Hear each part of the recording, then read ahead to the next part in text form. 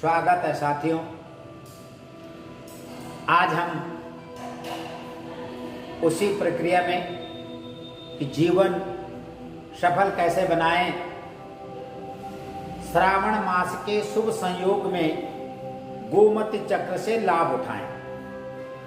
साथियों, मेरा उद्देश्य है, हमारे साथियों का उद्देश्य है कि इस YouTube के माध्यम से जो हमारे नवयुवक हैं वो आध्यात्मिक की तरफ रुझान बढ़े और अपनी समस्याओं का भगवान के चरणों में जाकर के निवारण करें।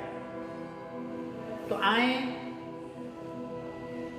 श्रावण मास, सर्वप्रथम मैं कहना चाहता हूं कि हम सभी भाग्यशाली हैं, सौभाग्यशाली हैं भारतवासी कि 12 महीने और 6 ऋतुएं हमें प्राप्त हुई हैं। इन 12 मासों में श्रावण मास भगवान शंकर को अति प्रिय है और उस श्रावण मास में सोमवार का जो दिवस है, इस श्रावण में इनकी पूजा करने से, भगवान शंकर की आराधना करने से संपूर्ण मनोरथ पूर्ण होते हैं। साथियों, इस मास में अनेक प्रकार के संयोग है, शुभ योग जिसे कहते हैं, वह 11 सर्वार्थ सिद्धि योग, 10 सिद्धि योग, 12 अमृत योग और 3 समृद्धि योग,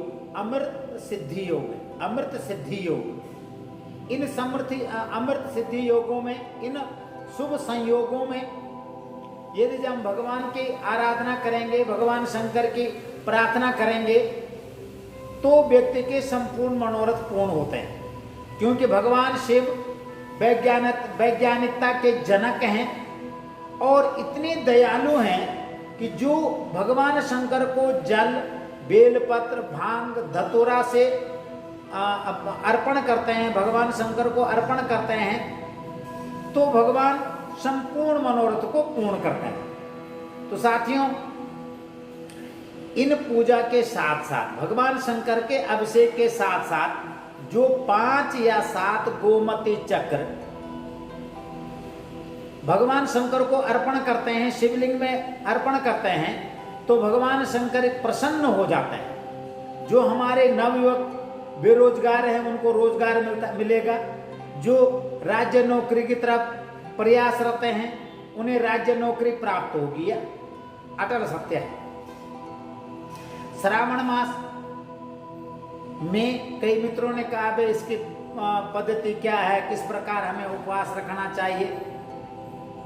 उपवास की पद्धति एक जैसी है और जो व्यक्ति पूरे माह में व्रत रखते हैं, एक टाइम भोजन करें, भोजन में वही व्रत का या आप नमक, सेंधा नमक आदि का प्रयोग कर सकते हैं।